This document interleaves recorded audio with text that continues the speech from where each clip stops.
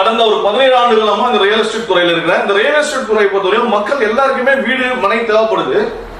இது ஏன் வாங்க மாட்டேன்றாங்க? எல்லாருக்குமே ஆசை கனவுகள் இருக்கு.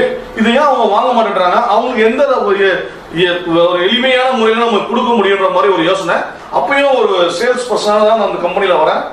அப்போ வரும்போது தான் சில விஷயங்கள் நான் ரியல் எஸ்டேட்ல மனைனா என்ன, இப்ப எல்லாருமே இடம் வாங்கணும்னு நினைக்கிறாங்க. அப்ப டாக்குமெண்டேஷன் எப்படி பார்க்கணும், பிளாட் எப்படி போய் பார்க்கணும், இன்னைக்கு ரெஜிஸ்ட்ரேஷன் பட்டான்றாங்க, சிட்டான்றாங்க.